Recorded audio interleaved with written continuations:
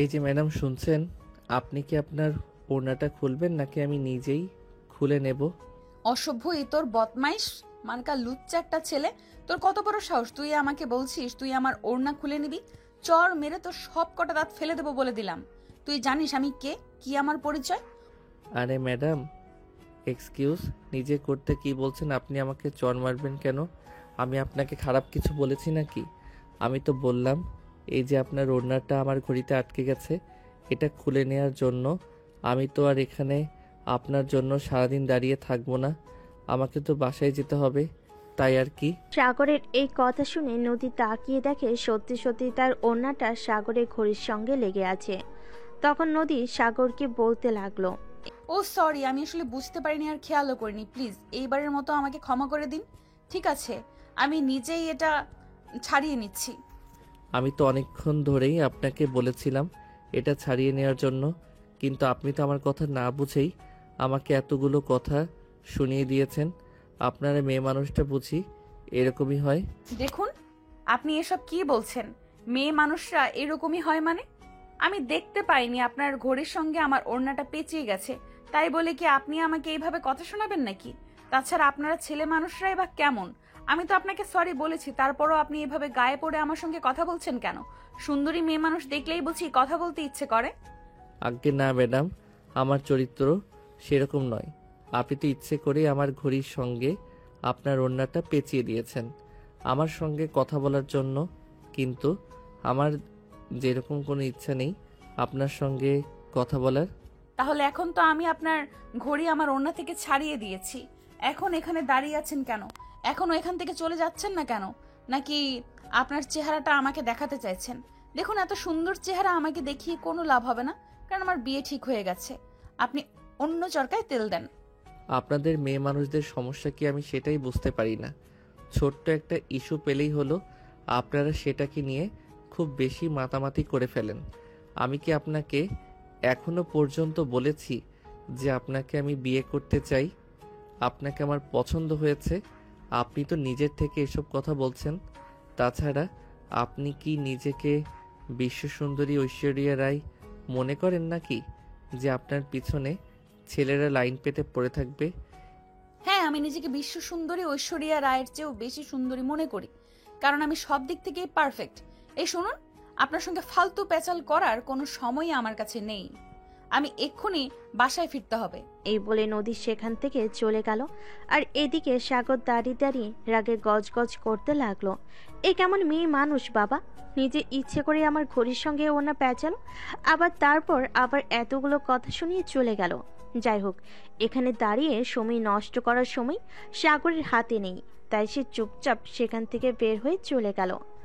আসলে আজ তার বড় ভাইয়ের জন্য পাত্রী দেখতে যেতে হবে, তাই সে মিষ্টির দোকানে মিষ্টি কিনতে এসেছিল। আর দোকান থেকে বের হওয়ার সময়ই এই ঘটনা ঘটে। তো বিয়র, চলুন কথা না বাড়িয়ে মূল গল্পে ফিরে আসা যাক।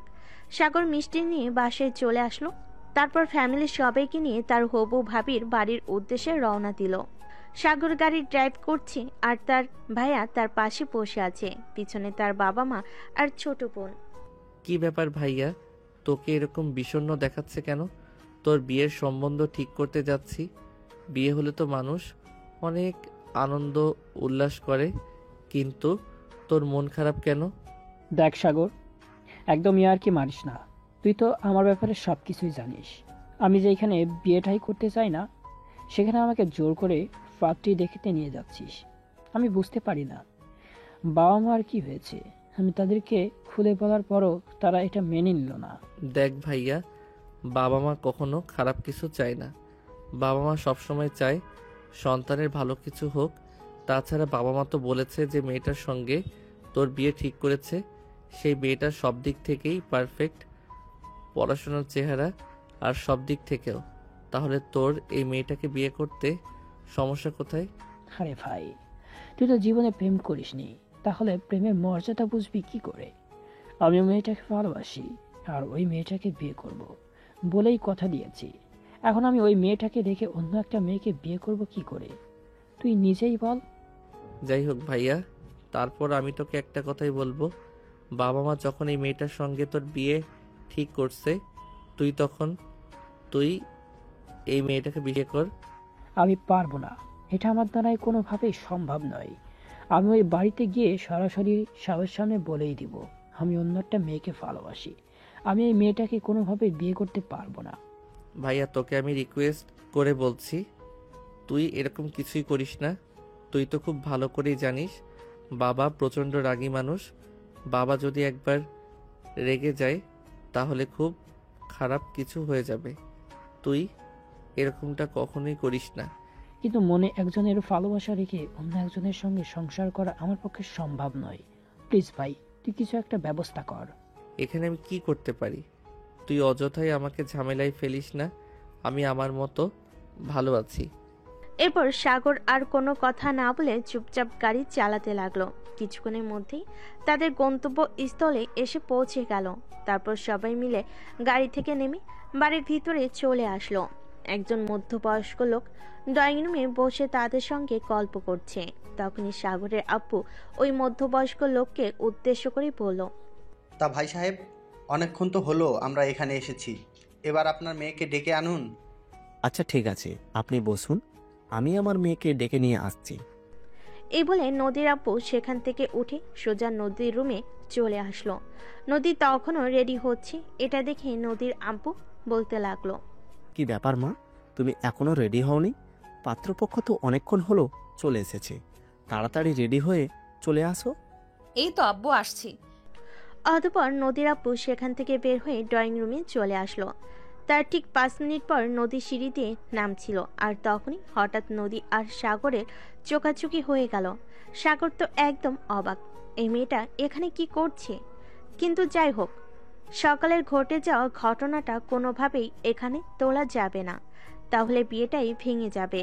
সাগর কোনো কথা না বলে চুপচাপ মাথা নিচু করে বসে মোবাইল টিপছে। আর তখনই নদী এসে সবার সামনে বসলো।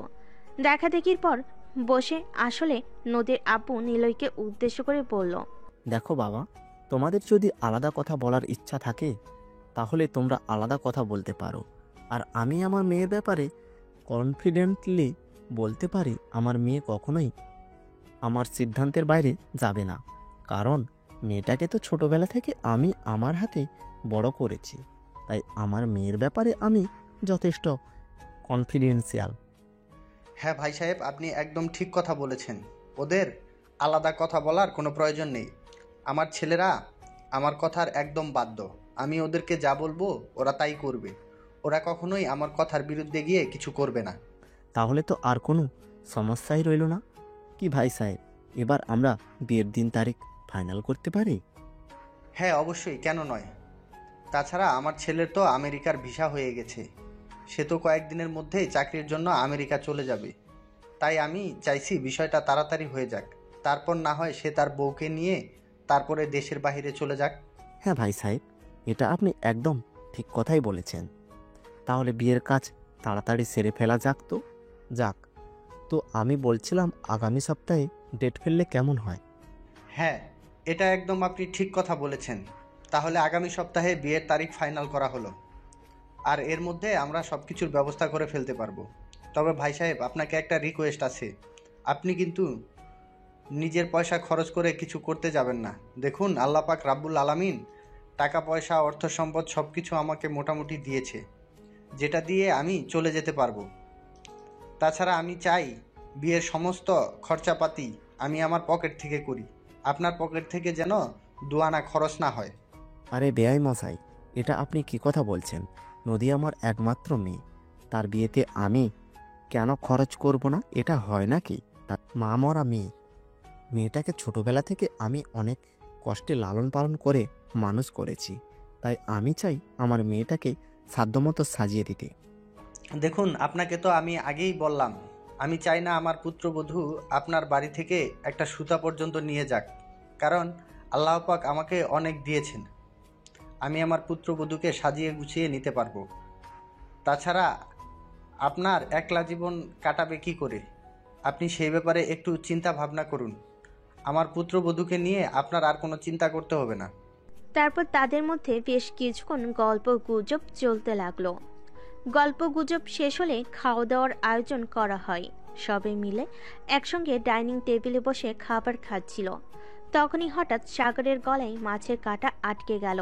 আর তখনই নদীর আব্বু সাগরকে বলতে লাগলো, বাবা, তুমি একটা কাজ করো, ওইদিকে বেসিন আছে, ওখানে গিয়ে তুমি তোমার গলার কাঁটাটা বের করার চেষ্টা করো। আচ্ছা আঙ্কেল, ঠিক আছে, আমি দেখছি। এই বলে সাগর খাবার টেবিলে উঠে বিছানার কাছে চলে আসলো আর কুলি করতে লাগলো গলার কাঁটা বের করার জন্য। তখনই নদী সেখানে এসে দাঁড়ালো। সাগরের কানের কাছে মুখ নিয়ে বলতে লাগলো, এই ছেলে, তুমি এখানে কি করতে এসেছো? সেম প্রশ্নটা যদি আমি আপনাকে করি তাহলে কি উত্তর দেবেন? আমি না হয় আমার ভাইয়ের বিয়ের সম্বন্ধে করতে এসেছি, কিন্তু আপনি? তোমার সাহস দেখে আমি অবাক না হয়ে পারছি না। আমার বাড়িতে এসে তুমি আমাকে প্রশ্ন করছো বাড়িতে আমি কি করছি। এটা আমার বাড়ি, বুঝতে পেরেছো? সেটা তো আমিই দেখতে পাচ্ছি, আর আপনিও তো দেখতে পাচ্ছেন। আপনার যে ছেলেটার সঙ্গে বিয়ে হচ্ছে আমি তার একমাত্র আদরের ছোট ভাই। তো আমাকে এসব প্রশ্ন করা থেকে বিরত থাকলে সবচাইতে বেশি খুশি হব। আর হ্যাঁ, একটা কথা আপনাকে বলে দেই, আমাদের বাড়ির পুত্রবধূ হতে যাচ্ছেন, ভালো কথা। নিজের এসব ডেমাক কমিয়ে ফেলুন, কারণ এরকম অহংকারী মানুষদের আমরা খুব একটা পছন্দ করি না।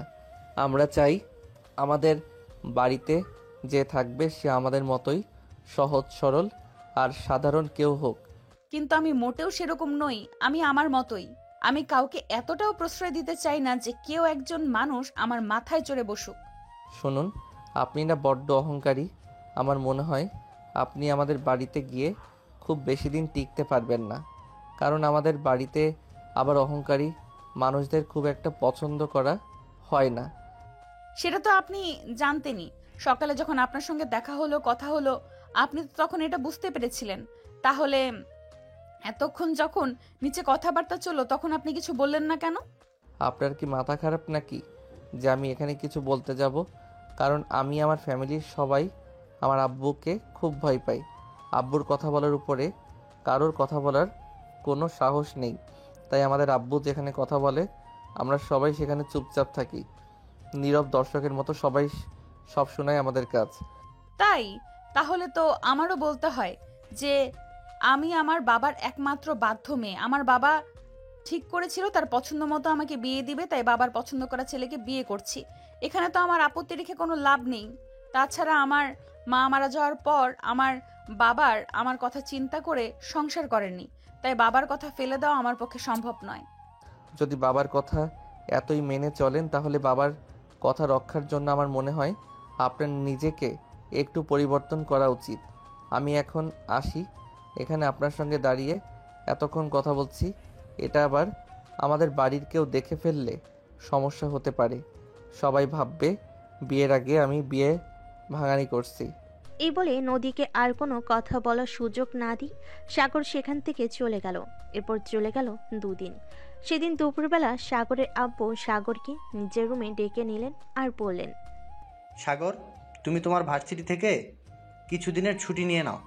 তুমি তো জানো তোমার ভাইয়ের বিয়ের সম্বন্ধ ঠিক হয়েছে। এই সপ্তাহে তোমার ভাইয়ের বিয়ে, তাই বাড়িতে অনেক কাজকর্ম আছে যেগুলোর দেখাশোনা তোমাকেই করতে হবে। আচ্ছা আব্বু, ঠিক আছে, কোনো সমস্যা নেই। আমি সব কিছু সামলে নিতে পারবো, তোমার চিন্তার কোনো কারণ নেই। তাছাড়া আমার বন্ধু বান্ধবরা তো আছে, ওদেরকে নিয়ে আমি সব কিছু ঠিক সামলে নেব। হ্যাঁ, সেটা ঠিক আছে। আরেকটা কথা, তুমি কিন্তু তোমার সব বন্ধু বান্ধবকে আমার পক্ষ থেকে দাওয়াত দিয়ে দিবে। হাজার হোক আমার বড় ছেলের বিয়ে বলে কথা, আমি চাই বিয়েতে সবাই আনন্দ করুক। হ্যাঁ আব্বু, এটা তুমি একদম ঠিক কথাই বলেছ। আমরা সবাই ভাইয়ের বিয়েতে অনেক আনন্দ করব। ভাইয়া, আমি না একটা অঙ্ক সলভ করতে পারছি না। দিদি, আমাকে একটু এটা করে দেবে? আচ্ছা ঠিক আছে, আমি করে দেব। তুই তোর রুমে যা, আমি একটু পরেই আসছি। আচ্ছা ঠিক আছে, তুই কিন্তু তাড়াতাড়ি আসবি, আমি তোর জন্য অপেক্ষা করছি। তারপর সাগর তার বাবার সঙ্গে আরও বেশ কিছুক্ষণ কথা বলে তিশার রুমে চলে আসলো। সাগর তিশার রুমে চলে আসা মাত্রই তিশার সঙ্গে সঙ্গে তার রুমের দরজাটা বন্ধ করে দিলে এটা দেখে সাগর অনেকটাই চমকে গিয়ে বলতে লাগলো, কি ব্যাপার তিশা, কি হয়েছে? আমি তো কিছুই বুঝতে পারছি না। তুই রুমের দরজা কেন বন্ধ করলি? কোনো সমস্যা আছে নাকি? কোনো সমস্যা নেই, তবে ভাইয়া তোকে একটা কথা জিজ্ঞেস করার আছে। সেদিন যখন আমরা সবাই খাবার খাচ্ছিলাম, তোর গলায় মাছের কাঁটা আটকে গেল, আর তখন তুই বেসিনে গিয়েছিলি কুলি করার জন্য। তখন দেখলাম আমাদের হবু ভাবি তোর সঙ্গে বেশ কিছুক্ষণ কথা বললো। কি ব্যাপারে কথা বললো রে? কেন, কোনো সমস্যা হয়েছে নাকি? না, আমার কেন জানি মনে হয় তুই ভাবিকে আগে থেকেই চিনিস, সেই রকমই তাদের কথাবার্তা দেখে বোঝা যাচ্ছিল। অন্য কেউ সেটা খেয়াল না করলেও আমি খেয়াল করেছিলাম। এবার তুই আমাকে সত্যটা বল। দেখ, তুই আমার একমাত্র আদরের ছোট বোন। তোর সঙ্গে মিথ্যা কথা বলার মতো কোনো প্রশ্নই ওঠে না। আসলে যেদিন আমরা ভাবিদের বাড়িতে গিয়েছিলাম বিয়ের সম্বন্ধ ঠিক করার জন্য, সেদিন সকালবেলা আমি মিষ্টি কিনতে গিয়েছিলাম, এটা তো তুই জানিস। আর সেখানেই ভাবির সঙ্গে দেখা হয়েছিল, আর ছোট্ট একটা ঝামেলা নিয়ে একটু কথা কাটাকাটিও হয়েছিল, তাই আর কি, এর বেশি কিছুই না। কিন্তু ভাইয়া, আমি একটা ব্যাপার লক্ষ্য করছি। বড় ভাইয়া কিন্তু এই বিয়েতে একদম রাজি নয়। সে কনস্ট্যান্টলি তার গার্লফ্রেন্ডের সঙ্গে কথা বলে যাচ্ছে। আমার মনে হয় তার মনে মনে কিছু একটা চলছে। আমার কিন্তু বিষয়টা ঠিক সুবিধার লাগছে না। তুই একদম কোনো চিন্তা করিস না ভাইয়া, উল্টাপাল্টা কোনো কাজই করবে না, কারণ আমরা সবাই তো বাবাকে চিনি। বাবা প্রচণ্ড রাগী মানুষ। ভাইয়া যদি এমন কিছু করে তাহলে কিন্তু এটা বাবা সহ্য করবে না। তাছাড়া ভাইয়া বাবাকে ভয় পায় না এমনটা কিন্তু নয়। কিন্তু তুই তো জানিস ভাইয়া একটা মেয়েকে পছন্দ করে। এই মেয়েটার সঙ্গে ভাইয়ার প্রায় 4 বছরের রিলেশন। কিন্তু বাবা মেনে না নয়, বাবা এটা বিয়ের সম্বন্ধ ঠিক করেছে। এখন কি হবে এটা তো ভেবে পাচ্ছি না। আচ্ছা ঠিক আছে, তুই এই ব্যাপারে চিন্তা করিস না, আমি ভাইয়ার সঙ্গে কথা বলবো। আরও একবার ভাইয়াকে বুঝিয়ে বলবো, দেখিস ভাইয়া এরকম কিছুই করবে না, ভাইয়া বিষয়টা বুঝতে পারবে। আচ্ছা ঠিক আছে, কিন্তু তারপরও আমার খুব ভয় লাগছে। ভয় পাওয়ার কোনো কারণ নেই, ভাইয়া উল্টাপাল্টা কিছুই করবে না, তুই নিশ্চিন্তে থাক। এই বলে সাগর তিশার সঙ্গে কথা বলে শেষ করে তিশার রুম থেকে বের হয়ে চলে আসলো। এরপর সেদিন বিকেলবেলা নিলয় ছাদে বসে তার গার্লফ্রেন্ডের সঙ্গে কথা বলছিল। তখনই সাগর সেখানে এসে উপস্থিত হয়। সাগরকে দেখে নিলয় ফোনটা কেটে দিল, আর তখন সাগর একটা চেয়ার টেনে নিলয়ের সামনাসামনি বসলো আর বলতে লাগলো, দেখ ভাইয়া, আমার মনে হয় তুই যেটা করছিস সেটা একদমই ঠিক করছিস না। তুই তো আব্বুকে খুব ভালো করে চিনিস, এটা কিন্তু আব্বু একদম বরদাস্ত করবে না। আব্বু যদি বরখাস্ত করতে না পারে তাহলে আমার কি করার আছে? যেখানে আব্বু আমার কথা চিন্তাই করবে না, সেখানে আমি কেন আব্বুর কথা চিন্তা করব? আমি তো আব্বুকে বলেইছিলাম যে আমি অদিতিকে ভালোবাসি। অদিতি ছাড়া অন্য কাউকে বিয়ে করার আমার পক্ষে সম্ভব নয়। কিন্তু আব্বু তো আমার কথা মানলই না, উল্টে আমাকে অন্য মেয়ের সঙ্গে বিয়ে দেওয়ার চিন্তা করেছে। দেখ, বিয়ের সম্বন্ধ ঠিক করার আগে তোর আব্বুকে আরো ভালো করে বুঝিয়ে বলা দরকার ছিল, কিন্তু এখন যখন সব কিছু ঠিক হয়ে গেছে, তাই আমি তোকে রিকোয়েস্ট করে বলছি তুই এরকম করিস না।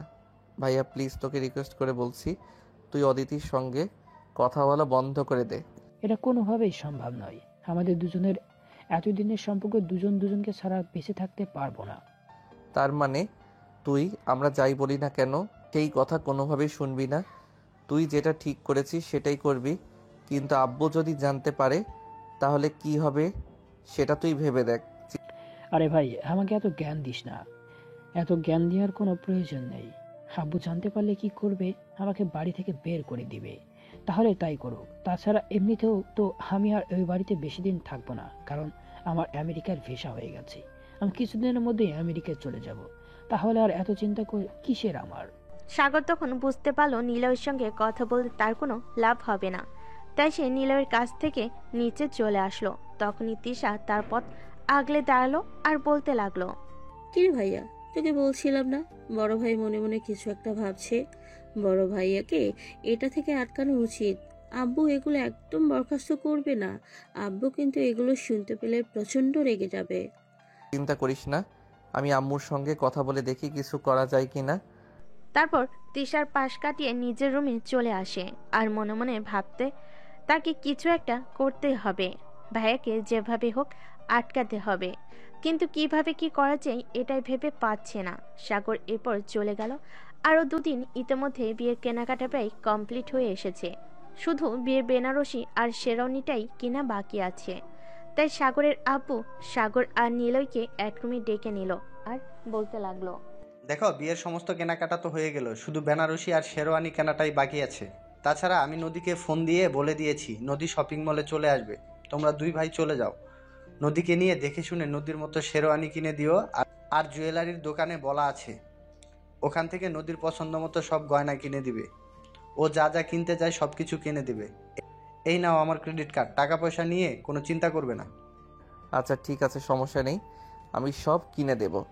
আব্বু, আমিও যাব ভাইদের সঙ্গে, আমারও কিছু কেনাকাটা লাগবে। তাহলে এখনো এখানে দাঁড়িয়ে আছিস কেন? এখনো যাচ্ছিস না কেন? আমি তো বললাম বিয়েতে সবার পছন্দ মতোই সব কিছু কিনে দেওয়া হবে, তাহলে তুই এখানে বসে আছিস কেন? তাড়াতাড়ি রেডি হয়ে চলে যা। ঠিক আছে আব্বু, thank you so much, you are so great আব্বু। আচ্ছা ঠিক আছে, এখন আর আমাকে পাম দিতে হবে না, তাড়াতাড়ি চলে যা, তা না হলে আবার দেরি হয়ে যাবে, ওইদিকে নদী এসে বসে থাকবে। অতঃপর কেউ আর কোনো কথা না বলে চুপচাপ নিজেদের রুমে চলে গেল আর তৈরি হয়ে নিল।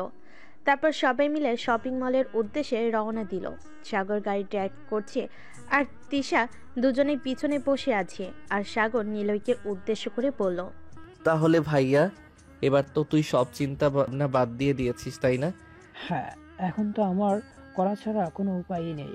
যখন তোর কেউ আমার আদিতিকে মেনে নিবে না, তাহলে কেন আমি ওই আদিতিকে বিয়ে করে ওর জীবনটা নষ্ট করতে যাব? যাই হোক, তোদের বাড়িতে ভালোই, তোরা যখন চাস না আমি অদিতিকে বিয়ে করি, তাহলে আমি অদিতিকেই বিয়ে করব না। হ্যাঁ ভাইয়া, ঠিক আছে, তুই একদম সঠিক সিদ্ধান্ত নিয়েছিস। তুই তো জানিস আব্বুর ব্যাপারে, আব্বু যখন মেনে নিবে না তখন এই সম্পর্কটার কোনো প্রয়োজন নেই। তাছাড়া যার সঙ্গে তোর বিয়ে হচ্ছে সে তো আর কোনো দিক থেকেই কম নয়, সব দিক থেকেই পারফেক্ট। তাই আমার মনে হয় আব্বুর সিদ্ধান্তই মেনে নেওয়া দরকার, তাই সবচেয়ে ভালো। হ্যাঁ ভাইয়া, তুই একদম ঠিক কথাই বলেছিস। অদিতির চাইতে নদী আপু কিন্তু কোনো দিক থেকেই কম নয়। তাই আমার মনে হয় তুই এখন যে সিদ্ধান্তটা নিয়েছিস এটাই সবচেয়ে ভালো। কারণ বাবা মা কখনোই সন্তানের খারাপ কিছু চায় না। বাবা মা যা করে সন্তানের ভালোর জন্যই করে। এরপর সবাই শপিং মলে চলে আসলো। সারা শপিং মল ঘুরে ঘুরে সবার পছন্দ মতোই সব কিছু কিনে নেওয়া হলো। কিন্তু সাগরের মনে একটা বিষয় খুবই চিন্তা লাগছে। নিলয় কি সত্যি সত্যি এই বিয়েটা মেনে নিয়েছে, নাকি শুধুমাত্র এটা লোক দেখানো করছে? তার মনে মনে অন্য কোনো প্ল্যান ঘুরছে, এটা সাগর বুঝতে পারছে না। খাবার খাওয়ার জন্য খাওয়া দাওয়া শেষ হলে নিলয় বলল, সাগর, তুই একটা কাজ কর, তুই নদীকে তাদের বাসায় পৌঁছে দিয়ে আয়। আমার একটা কাজ আছে, আমাকে এক্ষুনি একবার অফিসে যেতে হবে। আরে এটা তুই কি বলছিস বউ? তোর বাসায় পৌঁছে দেওয়ার দায়িত্ব তোর, তাহলে আমি কেন যাব? তুই তোর বউকে তোর শ্বশুরবাড়িতে পৌঁছে দিয়ে আয়, আমি যেতে পারবো না। আরে ভাই, আমার এভাবে কেন কথা বলছিস? নদী তোর ভাবি হয়, তাড়াতাড়ি। আমি তো বললাম আমার অফিসে একটা কাজ আছে, এক্ষুনি একবার আমাকে একটু অফিসে যেতে হবে, তাই আমি যেতে পারবো না। প্লিজ ভাই, আমার না করিস না। আচ্ছা ঠিক আছে ভাইয়া, তুই ভাবিকে একটু বাসায় দিয়ে আয়। বড় ভাইয়া তো বললো তার একটা কাজ আছে, সে কাজটা সেরে তারপর না হয় বাসায় আসুক। হ্যাঁ সাগর, তাই তো, তুমি আমাকে বাসায় পৌঁছে দিয়ে আসো। তোমার ভাইয়ার যখন কাজ আছে তখন তোমার ভাই আর তোমার কোনো প্রয়োজন নেই। তাছাড়া বিয়ের পরে তো আমার সব কাজ তোমার ভাইকেই করে দিতে হবে। এখন না হয় তুমি একটু করো, তাতে সমস্যা কি? সাগর তখন কোনো উপায়ান্তর না পেয়ে নদীকে তার বাসায় পৌঁছে দেওয়ার দায়িত্ব নিল আর গাড়িতে উঠে বসলো।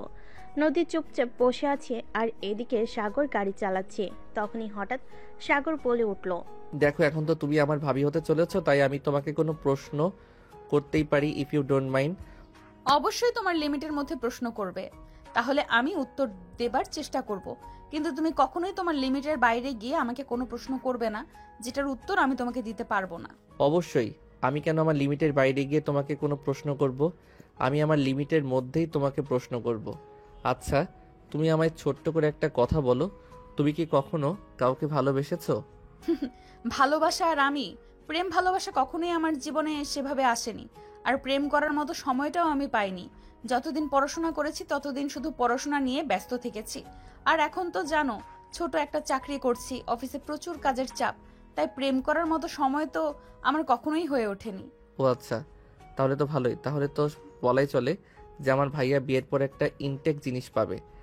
মানে তুমি কি বলতে চাইছো? আমি তো কিছুই বুঝতে পারছি না, একটু খুলে বলবে কি? না মানে আসলে আমি তোমাকে এটাই বলতে চাইলাম আর এটাই বোঝাতে চাইলাম যে দেখো, এই যুগের মেয়েরা প্রেম করলেই ফিজিক্যাল রিলেশন তাই সবচাইতে বেশি গুরুত্বপূর্ণ হয়ে দাঁড়ায়। ছেলেরা এরকম মেয়েদেরকে ফোর্স করতে থাকে যে ফিজিক্যাল রিলেশন না করলে ওদের সঙ্গে আর ছেলেরা রিলেশন কন্টিনিউ করবে না। তখন মেয়েরা বাধ্য হয়ে ফিজিক্যাল রিলেশন করে। আর তুমি যখন কখনো প্রেমই করনি তাহলে তো এসব নিয়ে চিন্তা নেই। হ্যাঁ, সেটা তুমি একদম ঠিক কথাই বলেছো। এই যুগে প্রেম করতে হলে ফিজিক্যাল রিলেশনটাই সবার আগে, কারণ এই যুগের ছেলেরা তো আবার মেয়েদের শরীর ছাড়া কিছু বোঝে না। হ্যাঁ সেটাই, কিন্তু আমি এটাই বুঝতে পারি না ছেলেরা মেয়েদের শরীরে কি পায়। তাছাড়া যে মেয়েটার প্রতি তারা আসক্ত সেই মেয়েটাকে বিয়ে করে নিলেই তো পারে, কিন্তু বিয়ের আগে এসব করে কেন মেয়েটাকে কলঙ্কিত করে? এখানে শুধু ছেলেদের দোষ দিলে ভুল হবে, কারণ এতে মেয়েদেরও দোষ আছে। একটা মেয়ে যদি ছেলেকে ক্রস হয় না রে, তাহলে ছেলেটা কখনোই মেয়েটার এত কাছে আসতে পারে না। আচ্ছা বাদ দাও সেসব কথা। এই যে আমরা তোমার বাসার সামনে চলে এসেছি, এখন তুমি বাসায় যাও, আমিও আমার বাসায় চলে যাই। আচ্ছা ঠিক আছে, কিন্তু এইভাবে বাসার সামনে এসে চলে যাওয়াটা ঠিক হলো না। অন্তত এক কাপ চা খেয়ে যেতে পারতে। না সেটা আর প্রয়োজন নেই, কিছুদিন পর তো এমনিতেই কয়দিন পর পর তোমাদের বাড়িতে আসতে হবে, তখন তো চা বিস্কিট সবই খেতে হবে।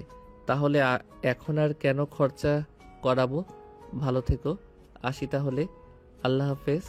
এই বলে সাগর নদীকে নামিয়ে দিয়ে তারপর বাসায় চলে আসলো। এরপর কেটে গেল আরও 2 দিন। ইতিমধ্যে গায়ে হলুদ আর মেহেদির পর্ব শেষ হয়ে গেছে।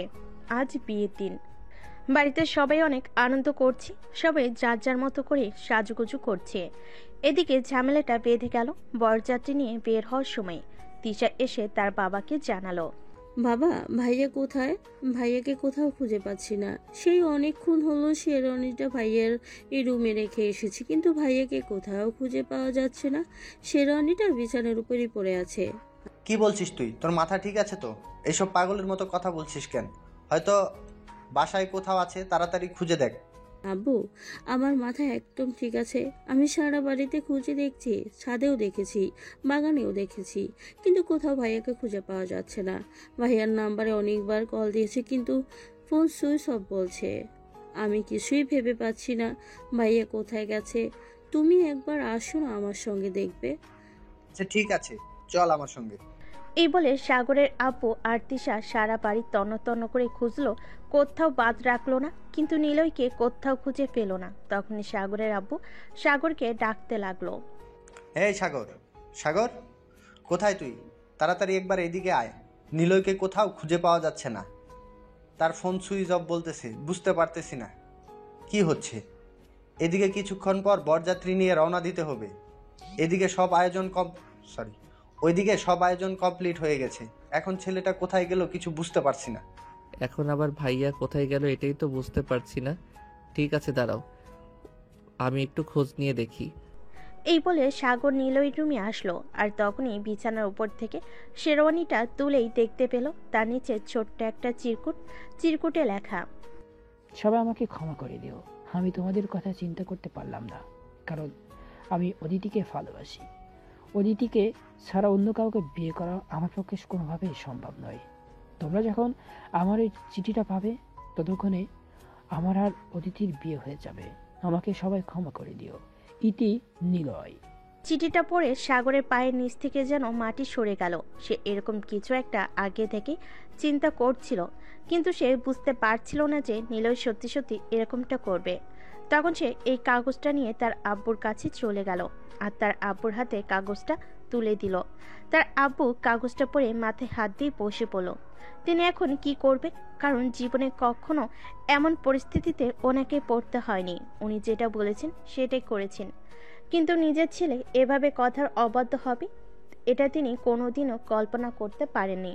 যাই হোক, তিনি তখন হঠাৎ করেই সাগরকে ডেকে পাঠালেন। দেখো সাগর, যেটা হওয়ার হয়ে গেছে, এটা নিয়ে আমি আর কোনো চিন্তা করি না। কিন্তু এখন তোমাকে ছোট্ট একটা রিকোয়েস্ট করতে চাই, যদি তুমি রাখো তাহলে বলবো। আব্বু, জীবনে কখনো এমন হয়নি যে আমি তোমার কথার অবাধ্য হয়েছি। আমি অবশ্যই তোমার কথা রাখার চেষ্টা করব। যদি এরকমটাই হয় তাহলে আমি তোমাকে একটা রিকোয়েস্ট করব, তুমি নদীকে বিয়ে করো। কারণ কি জানো, আমি খুব ভালো করেই জানি একটা মেয়ে ঠিক হওয়া বিয়ে যখন ভেঙে যায় তখন মেয়েটির মানসিক অবস্থা কেমন হয়। তাছাড়া তুমি তো খুব ভালো করেই জানো আজ নদীদের বাড়িতে কতগুলো মেহমান আছে। সবার সামনে যদি নদীকে অপমানিত হতে হয় তাহলে হয়তো নদীর মরে যাওয়া ছাড়া আর কোনো উপায় থাকবে না। কিন্তু আমি চাই না এরকমটা হোক। কিন্তু আব্বু, নদী কোনোভাবেই আমাকে মেনে নিতে পারবে না, কারণ তার বিয়ে ঠিক হয়েছিল আমার বড় ভাইয়ের সঙ্গে। সে পছন্দ করেছিল আমার বড় ভাইকে, আর সেখানে সে আমাকে স্বামী হিসেবে আমার মনে হয় না কোনোদিনও মেনে নিবে। নদী মেনে নিবে কি নিবে না সেটা তুমি আমার উপরে ছেড়ে দাও। অন্যদিকে মেনে নিতেই হবে, এছাড়া নদীর সামনে আর কোনো পথ খোলা নেই। কারণ একটা কথা তুমি খুব ভালো করে চিন্তা করে দেখো, শুধু নদী আর নদীর বাবাই জানে যে তোমার বড় ভাইয়ের সঙ্গে নদীর বিয়ে ঠিক হয়েছিল। এছাড়া কিন্তু অন্য কেউ জানে না এটা। তাই তোমার সঙ্গে বিয়ে হলে সেটা শুধু নদী আর নদীর বাবাই জানবে। অন্য কেউ জানবে যে পাত্রের সঙ্গে বিয়ে ঠিক হয়েছিল সেই পাত্রের সঙ্গেই বিয়ে হচ্ছে। কিন্তু আব্বু, আমার মনে হয় না এটা ঠিক হচ্ছে। কারণ ছোট ভাইয়া সবেমাত্র অনার্স ফাইনাল ইয়ারে পড়াশোনা করছে, এখনো পড়াশোনা শেষ হয়নি। তাছাড়া তার ইচ্ছা অনিচ্ছারও একটা ব্যাপার আছে। তোমাদের ইচ্ছা অনিচ্ছার কাছে যদি আমাকে অপমানিত হতে হয় তো আমি এইটা ভেবে নিব যে আমি তোমাদের জন্ম দিয়ে খুব বিশাল বড় একটা ভুল করে ফেলেছি, যে তোমাদের ব্যাপারে ছোট্ট একটু সিদ্ধান্ত নেওয়ার অধিকার আমার নেই। কথাটা এতটাই অসহায়ভাবে বলল যে সাগর আর না করতে পারল না। তাই সাগর তার আব্বুকে বলল, আচ্ছা ঠিক আছে, তুমি যেটা ভালো মনে করো সেটাই হবে। ভাইয়া, তুই যা বলছিস ভেবে বলছিস তো? আমার মনে হয় তুই হুট করে কিছু বলে ফেলেছিস। আমি তোকে রিকোয়েস্ট করে বলছি, প্লিজ একটু চিন্তা ভাবনা করে পুরোটা জীবনের ব্যাপার এটা। জীবনটা পুতুল খেলা নয় যে আজ খেললাম কাল ফেলে দিলাম। দেখো ভাইয়া, ওদিকে ভালোবাসে তাই সে বাড়ি ছেড়ে চলে গেছে, কিন্তু আমার লাইফে সেরকম নেই। তাছাড়া আমার কাছে নিজের পছন্দের চাইতে বাবার সম্মানটা অনেক বেশি, কারণ তুই খুব ভালো করে জানিস বাবাকে আমি কতটা ভালোবাসি। তাই আব্বুর সম্মানের কথা চিন্তা করাটা আমার জন্য জরুরি। ঠিক আছে, তাহলে তাই হোক। কারণ দিন শেষে আমিও তো একটা মেয়ে। আমার যদি এভাবে বিয়েটা ভেঙে যেত তাহলে আমি অনেক কষ্ট পেতাম। তাই আমি চাই না আমার সামনে অন্য একটা মেয়ে কষ্ট পাক। অতঃপর সবাই মিলে নিলয়ের জায়গায় সাগরকে বর সাজিয়ে নদীদের বাড়িতে নিয়ে যাওয়া হলো। আর তারপর কাজী সাহেবকে সবকিছু বুঝিয়ে বলে, নদীর আব্বুকে সবকিছু বুঝিয়ে বলে সাগরের সাথে নদীর কাছে গোপন রাখতে বলা হলো। নদীর আব্বুকে সবকিছু বুঝিয়ে বলে সাগরের কথাটা নদীর কাছে গোপন রাখতে বলা হলো। অতঃপর সবকিছু গোপন রেখে সাগরের সঙ্গে নদীর বিয়েটা হয়ে গেল। আর তারপর নদীকে সাগরদের বাড়িতে নিয়ে আসা হলো। নদী বাসর ঘরে বসে অপেক্ষা করছে নিলয়ের জন্য, কিন্তু সে ভুল করেও জানতো না এখানে নিলয়ের জায়গায় সাগর আসবে। নদী বাসর ঘরে বসে অপেক্ষা করছে, তখনই তিশা সাগরকে রুমে দিয়ে গেল আর বাহির থেকে দরজাটা বন্ধ করে দিল। সাগর রুমে এসে পাগড়িটা রেখে আলমারি থেকে পাঞ্জাবি বের করে সেটা নিয়ে ওয়াশরুমে চলে গেল। নদী তখনও তার দিকে ফিরে তাকায়নি। সাগর শেরওয়ানিটা খুলে একটা পাঞ্জাবি পরে নদীর পাশে এসে বসলো। তখনই সেই নদীকে বলতে লাগলো, আই এম সরি নদী, সব কিছুর জন্য সরি, কিন্তু এটা করা ছাড়া অন্য কোনো উপায় ছিল না। আমি চাইনি তোমাকে এবং তোমার বাবাকে সমাজের মানুষের সামনে অপমানিত হতে হোক। কথাটা শুনে নদী চোখ তুলে তাকালো সাগরের দিকে। আর বাসর ঘরে নিলয়ের জায়গায় সাগরকে দেখতে পেয়ে সে একদম চিৎকার করে উঠল। কি ব্যাপার সাগর, তুমি এখানে বড় ভাইয়ের বাসর ঘরে আসতে তোমার একটুও লজ্জা করছে না? সরি নদী, তুমি আমাকে ভুল বুঝতেছো, সেরকম কিছুই না। তোমার আমার সঙ্গে বিয়ে হয়েছে, তুমি প্লিজ মাথাটা ঠান্ডা করো আর আমাকে বিষয়টা বুঝিয়ে বলতে দাও। তুমি আমাকে কি বুঝিয়ে বলবে, আমি তো সেটাই ভেবে পাচ্ছি না। কিন্তু তুমি এখানে কি করছো? এখানে তো তোমার ভাইয়ের থাকার কথা। তোমার ভাইয়া কোথায়? তোমার ভাইয়াকে এখনই ডেকে নিয়ে আসো। ভাইয়া এখানে নেই, আর ভাইয়া এখানে আসবেও না। তুই প্লিজ তোর মাথাটা ঠান্ডা করো আর আমি তোমাকে যেটা বলতে চাইছি সেটা বলতে দাও। মানে তুমি কি বলছো? তোমার ভাইয়া কোথায় বলো? তোমার ভাইয়া কি আমার সঙ্গে রাগ করেছে?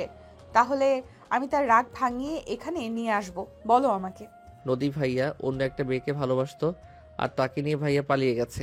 প্লিজ তুই মাথাটা ঠান্ডা করো আর আমার কথা শোনো। মানে কি এসব এসেছে? যদি অন্য একটা মেয়েকেই পছন্দ করি, তাহলে অন্য মেয়েকেই ভালোবাসে, তাহলে আমার সঙ্গে এই বিয়ে বিয়ে নাটক করলো কেন? আমি কি নিজের ইচ্ছায় তাকে বিয়ে করতে বলেছিলাম, নাকি তোমার বাবাই তো তাকে নিয়ে আমাদের বাড়িতে গেল আমার সঙ্গে বিয়ে দেবে বলে? তাছাড়া আমিও অতটা ফেলনা নই যে কেউ ইচ্ছে করলেও আমার আবেগ অনুভূতি নিয়ে সে খেলবে। নদী আমি সেটা জানি আর আমার ফ্যামিলির সবাই সেটা বুঝতে পেরেছে বলেই কিন্তু তোমাকে আমার সঙ্গে বিয়ে দিয়েছে। তা না হলে কিন্তু আমি ভাইয়ার জায়গায় বর সেজে কখনোই তোমাদের বাড়িতে যেতাম না। তাছাড়া তুমি একটাবার চিন্তা করে দেখো, তোমার ভাইয়ার সঙ্গে বিয়ে ঠিক হয়েছে সেটা কিন্তু শুধু তুমি আর তোমার বাবা জানতে, অন্য কেউ জানতো না। তাই আমার বাবা এরকম পরিস্থিতিতে পড়ে তোমার বাবাকে সব কিছু বুঝিয়ে বলেছে আর তোমার বাবা সেটা মেনে নিয়েছে। কিন্তু আমি এটা মানি না, কারণ আমার সঙ্গে বিশাল প্রতারণা করা হয়েছে। এটা আমি কোনোভাবেই মেনে নেব না। তাছাড়া আমি তোমার কথা কেন বিশ্বাস করব? ওকে ফাইন, ঠিক আছে, আমার কথা তোমাকে বিশ্বাস করতে হবে না। তুমি এখনই তোমার আব্বুকে ফোন দাও, তোমার আব্বু তোমাকে সব কিছু খুলে বলবে, তখন নিশ্চয়ই তুমি আমাকে আরো বিশ্বাস করতে পারবে না। তখন নদী আর এক মুহূর্ত দেরি না করে সঙ্গে সঙ্গে তার আব্বুর নাম্বারে ফোন দিল। আর তখন তার আব্বু তাকে সব কিছু খুলে বলে। সে কথাটা বিশ্বাস করলো, সেটা কোনোভাবেই মেনে নিতে পারছে না। জীবনে কোনোদিন প্রেম করিনি, আমার সঙ্গে কেউ প্রতারণা করবে বলে, আর এখন কিনা আমাকে বিয়ে করতে এসে প্রতারণার শিকার হতে হলো। আমি মানি না এই বিয়ে, আর জীবনে বিয়ের কোনো প্রয়োজন নেই। তুমি আমাকে ডিভোর্স দিবে এবং তুমি কোনোভাবেই আমার সঙ্গে কোনো সম্পর্ক স্থাপনের চেষ্টা করবে না। আচ্ছা ঠিক আছে, আমি খুব ভালো করে জানি ভালোবাসা কখনোই কারোর কাছ থেকে জোর করে আদায় করা যায় না। তুমি যদি কোনোদিনও মনে করো যে আমি তোমাকে বিয়ে করে ভালো করেছি, আমি তোমার জন্য উপযুক্ত, আমি তোমার পাশে দাঁড়াতে পারি, সেই যোগ্যতাটা আমার আছে, তাহলে আমি তোমার কাছে ভালোবাসার দাবি নিয়ে আসব। কিন্তু তার আগে কখনই ভালোবাসার দাবি নিয়ে তোমার সামনে দাঁড়াবো না আর কখনো অধিকার আদায় করতে চাইবো না। এই বলে সাগর আলমারি থেকে একটা চাদর আর একটা বালিশ বের করে বেলকনিতে গিয়ে ঘুমিয়ে পড়লো।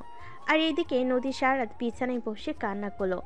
সকাল 7টার দিকে সাগর ঘুম থেকে উঠে দেখতে পেল নদী তখনও বিছানায় বসে বসে কান্না করছে। তখন সে নদীর পাশে গিয়ে বসলো আর নদীর মাথায় হাত রেখে বলল, দেখো প্লিজ তুমি এভাবে কান্না করো না, তোমাকে একটা কথা বলতে চাই, প্লিজ আমার কথাটা রাখো। আব্বু অনেক আশা নিয়ে তোমাকে আমাদের বাড়ির বউ করে এনেছে, তাই আমি চাই না আব্বু আম্মু কোনো কষ্ট পাক। আমার সঙ্গে এত বড় একটা প্রতারণা করা হলো, আর এখন কিনা তুমি বলছো তুমি চাও না তোমার আব্বু আম্মু কোনো কষ্ট পাক? তাহলে তোমার আব্বু আম্মু কষ্ট না পাওয়ার জন্য আমি কি করতে পারি বলো? আমি চাই আমাদের মধ্যে যা হয়েছে বা যা হয়নি এ ব্যাপারে বাহিরের কেউ কিছু জানতে না পারুক। তুমি সবার সঙ্গে ভালোভাবে কথা বলো, সবার সঙ্গে ভালো আচরণ করো, যাতে কেউ বুঝতেই না পারে এখানে কিছু একটা ঝামেলা হয়েছে। মানে? মানেটা খুবই সিম্পল, তুমি সবাইকে তোমার ব্যবহার আচার আচরণে এটাই বোঝাবে যে ভাইয়াকে বিয়ে করতে না পেরেও তুমি ব্যতীত নও, বরং আমার সঙ্গে ভালোই আছো। আমি মিথ্যে অভিনয় করতে পারবো না। তাছাড়া আমি কখনোই কারো সঙ্গে মিথ্যে কথা বলতে পারি না। আমাকে দিয়ে সব হবে না। প্লিজ নদী, আমার কাছে এটা আমার রিকোয়েস্ট, আমি কখনোই তোমার স্বাধীনতার ব্যাপারে হস্তক্ষেপ করব না। তুমি যেভাবে থাকতে চাও সেভাবেই থাকবে, তোমার যা করতে ইচ্ছা করে তুমি তাই করবে। আমার ফ্যামিলির মানুষ যদি সে ব্যাপারে তোমাকে বাধা প্রদান করে তাহলে আমি তোমাকে সহযোগিতা করব, কিন্তু প্লিজ আমার ফ্যামিলির মানুষগুলোকে কষ্ট পেতে দিও না। এরপর সাগর নদীকে আরো অনেক করে বুঝিয়ে বলল। আর তারপর নদী সেটা মেনে নিল আর সাগরকে বলল, আচ্ছা ঠিক আছে, আমি আপাতত তোমার কথা মেনে নিলাম, কিন্তু হ্যাঁ, এই কথাটা সত্য যে আমি কোনো দিনও কিন্তু তোমার সঙ্গে সংসার করব না। কারণ বিয়ের সংসার এগুলোর থেকে আমার মন একদম উঠে গেছে, শুধুমাত্র তোমার ভাইয়ের ব্যবহারে। তোমার ভাইয়া অন্য একটা মেয়েকে পছন্দ করে আর ভালোবাসে, সেটা যদি আমাকে বলতো তাহলে আমি যেইভাবেই পারি এই বিয়েটা ভেঙে দিতাম, কিন্তু এত বড় প্রতারণার শিকার আমাকে হতে হতো না। আচ্ছা ঠিক আছে, তাহলে এখন ঘুম থেকে উঠে ফ্রেশ হয়ে নাও। আলমারিতে তোমার জন্য কিছু শাড়ি রাখা আছে, ওগুলো থেকেই কোনো একটা শাড়ি পরে নাও। তারপর বিকেলবেলা আমি তোমার জন্য কিছু 3 পিস আর ওয়েস্টার্ন নিয়ে আসবো। আর একটা কথা মনে রেখো, এই বিয়েটা করার জন্য যেমন তুমিও মানসিকভাবে প্রস্তুত ছিলে না, আমিও কিন্তু এই বিয়েটা করার জন্য একদমই মানসিকভাবে প্রস্তুত ছিলাম না। তাই তুমি আমাকে দোষারোপ করো না প্লিজ। এই কথা বলতে বলতে সাগর ওয়াশরুমে ঢুকে গেল। আর এদিকে নদীও বেশ কিছুক্ষণ চিন্তা ভাবনা করে তারপর বিছানা থেকে নেমে আলমারি থেকে শাড়ি নিয়ে ফ্রেশ হয়ে নিচে চলে গেল নাস্তা করার জন্য। এদিকে তার শাশুড়ি মা অনেকক্ষণ আগে সবার জন্য নাস্তা তৈরি করে তাদের জন্যই অপেক্ষা করছিল। তারপর তারা চলে আসলে সবাই মিলে একসঙ্গে নাস্তা করে নিল।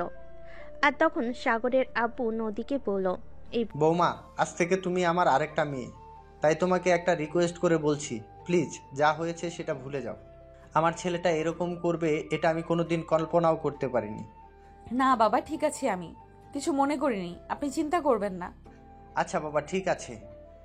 তাহলে একটা কাজ করো, তুমি নাস্তা শেষ করে রুমে চলে যাও। কিছুক্ষণের মধ্যেই পার্লারের মেয়েরা চলে আসবে আর তোমাকে সাজিয়ে দিবে, আমি ওদেরকে বলে দিয়েছি।